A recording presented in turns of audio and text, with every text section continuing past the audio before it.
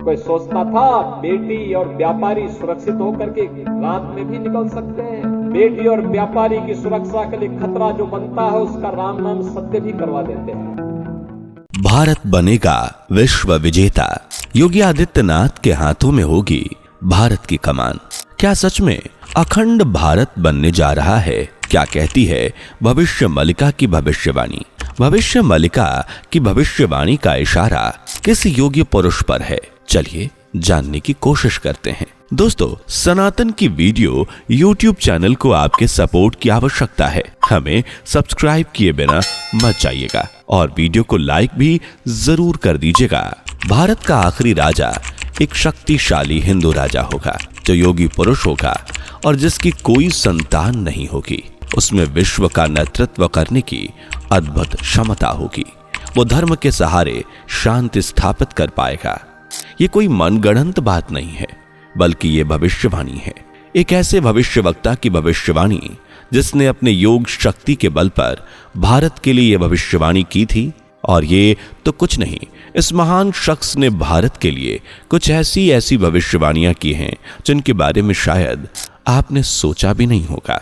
वैसे जब भी बात भविष्यवाणियों की आती है तो लोगों के मन में सबसे पहले कुछ जाने माने भविष्यवक्ताओं का नाम ही आता है, जैसे नास्ट्रेदामस और बाबा वेंगा, जिनकी कई भविष्यवाणियों के पूरे होने के दावे किए जा चुके हैं। लेकिन हम यहाँ फ्रांस के नास्ट्रेदामस या बुल्गारिया की बाबा वेंगा के बारे में नहीं, बल्कि भारत के महान भविष्यवक्ता संत अच्युतानंद दास जी के बारे में बात करने जा रहे हैं, जिन्होंने अपनी भविष्य मलिका में भारत के लिए कुछ ऐसी भविष्यवाणी की है जिन्हें सुनकर आप दंग रह जाएंगे। खैर, उन सभी भविष्यवाणियों के बारे में जानने से पहले हम संत अच्युतानंद दास जी और उनके द्वारा लिखी गई भविष्य मलिका के बारे में थोड़ी सी चर्चा कर लेते हैं। दोस्तों, भविष्य मलिका एक ग्रंथ है जिसे उड़ीसा के महान संत अच्युतानंद दास जी ने लिखा था। ये बात आज से करीब 600 साल पुरानी बताई जाती है, जब उड़ीसा के संत अच्युतानंद दास महाराज जी ने अपनी सभी इंद्रियों को जागृत किया था और तब उन्हें वो शक्तियां मिल चुकी थीं जिनसे उन्होंने भविष्य में होने वाली घटनाओं के बारे में जान लिया और उन्हीं शक्तियों का इस्तेमाल करके इस ग्रंथ की रचना की, यानी इस किताब को लिखा था। बताया जाता है कि ये किताब इस समय उड़ीसा के महंतों के पास है। वो समय के हिसाब से इसके पन्ने खोल रहे हैं और हर बार एक नया पन्ना देश भर में एक अलग ही माहौल बना देता है, क्योंकि हर एक पन्ने में लिखी हुई भविष्यवाणी लोगों को हैरान कर देती है, जो आज के समय सबसे ज्यादा वायरल भी हो रही है। भारत के लिए लिखी गई भविष्यवाणियों में अखंड भारत का भी जिक्र किया गया है। जी हाँ, अखंड भारत पर यह सवाल है कि क्या अखंड भारत को बनाने वाले मोदी जी ही होंगे, और कहीं मोदी जी ही तो भारत के आखिरी राजा नहीं, क्योंकि जिस तरह भविष्य मलिका की भविष्यवाणी में लिखा गया है उससे तो काफी हद तक मोदी जी भारत के आखिरी राजा लगते हैं। लेकिन ऐसा तो नहीं है कि भविष्यवाणी किसी और की तरफ इशारा कर रही हो। वैसे अगर देखा जाए तो आज के समय में यह सबसे बड़ा सवाल है कि आखिर पीएम मोदी के बाद देश का प्रधानमंत्री कौन होगा, क्योंकि जिस तरह से मोदी जी के नेतृत्व में भारत आगे बढ़ रहा है उसे संभालने के लिए तो कोई मोदी जी जैसा ही शख्स होना चाहिए। जब भी ये सवाल उठता है कि आखिर कौन सा वो लीडर है जो मोदी जी के बाद भारत के कमान संभालने के लायक है, तो इसके जवाब में केवल एक ही जवाब आता है, और वो जवाब है यूपी के सीएम योगी आदित्यनाथ।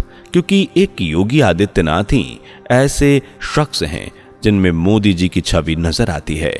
पर यह तो एक तरफ का अनुमान है, लेकिन ये बात सच तो तब लगने लगती है जब इन्हें भविष्य मलिका में लिखी भविष्यवाणियों से जोड़ा जाता है। जैसा कि हम शुरुआत में भविष्य मलिका में लिखी भविष्यवाणी का जिक्र कर चुके हैं, जिसमें लिखा है कि भारत का आखिरी राजा योगी पुरुष होगा और वह हिंदू राजा होगा जिसकी संतान नहीं होगी। अब इस भविष्यवाणी के अनुसार कई लोगों का कहना है कि मोदी जी की भी कोई संतान नहीं है। उन्हें देश और दुनिया में योग को प्रमोट करने वाला माना जाता है और वो खुद भी योग करते हैं, तो शायद भारत के आखिरी राजा की भविष्यवाणी मोदी जी के ऊपर ही हो। लेकिन इस भविष्यवाणी में जैसा लिखा है वो योगी पुरुष होगा, तो इस हिसाब से कई लोगों का मानना है कि वो तो योगी आदित्यनाथ हैं, क्योंकि उनका तो नाम ही योगी है और वो खुद एक संत हैं। वहीं एक बात, उनकी कोई संतान भी नहीं है।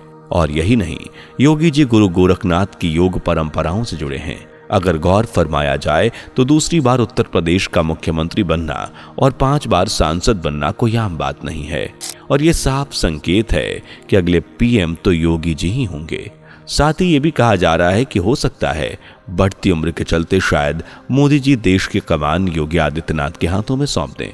यानी कुल मिलाकर लोगों का अनुमान और भविष्य मलिका की भविष्यवाणी को जोड़कर साफ कहा जा सकता है कि योगी आदित्यनाथ ही भारत के अगले पीएम बनेंगे। वही भविष्यवाणियों में आखिरी राजा का जिक्र किया गया है, तो आपको बता दें कि आखिर इसलिए क्योंकि योगी आदित्यनाथ के कार्यकाल के समय पर ही भारत अखंड भारत में तब्दील हो सकता है, और इस तरह योगी जी के अखंड भारत के पहले पीएम बन सकते हैं। खैर दोस्तों, ये सभी भविष्यवाणियां जो भविष्य मलिका में है, ये सब आज के समय से कितने मेल खा रही हैं, ये तो आप जान ही चुके हैं।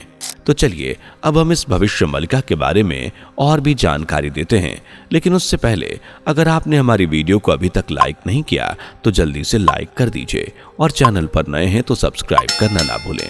दोस्तों, भविष्य मलिका के अनुसार उनकी भविष्यवाणियों के 3 हिस्से हैं, जिसमें पहला कलयुग का अंत होगा, दूसरा महाविनाश होगा और तीसरा 1000 सालों तक शांति का राज रहेगा।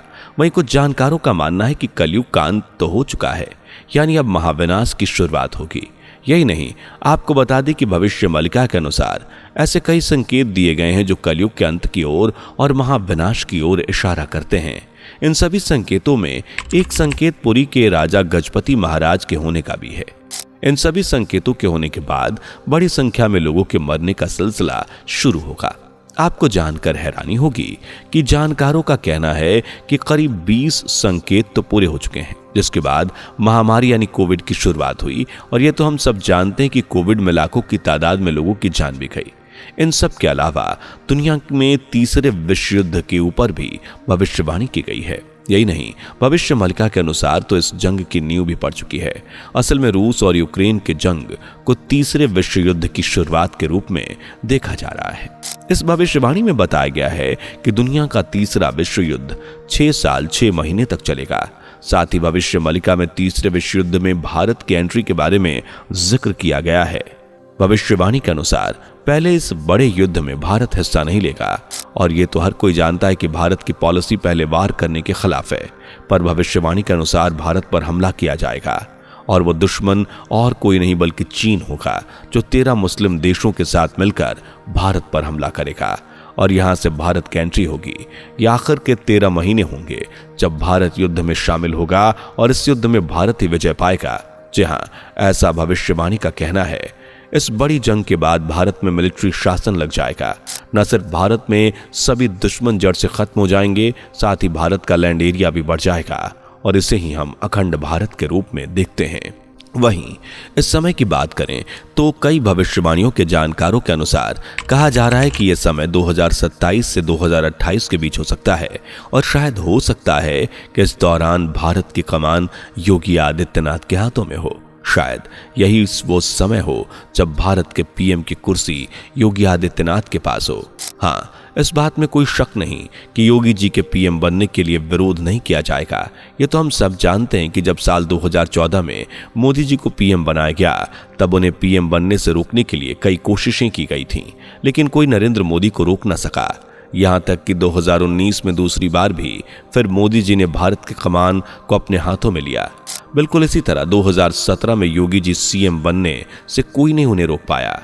कई कोशिशें भी हुई, लेकिन सभी कोशिशें नाकाम रही, और इसी तरह योगी जी को पीएम बनने से कोई कोशिश नहीं रोक पाएगी। तो आपको क्या लगता है, ये भविष्यवाणियां कितनी हद तक सच हो सकती हैं? क्या वाकई मोदी जी योगी जी को भारत की कमान देंगे? क्या होगा? अपनी राय हमें कमेंट में दें। वीडियो को लाइक और शेयर करने के साथ ही चैनल को सब्सक्राइब करके बेल आइकन को प्रेस करना ना भूलें। मिलते हैं अगली वीडियो में। Bye bye. दोस्तों, आपकी स्क्रीन पर 2 और वीडियोस दिख रही हैं, जिसे देखने के लिए स्क्रीन पर क्लिक करें। दोनों देखिएगा, बहुत अच्छी वीडियो बनी है।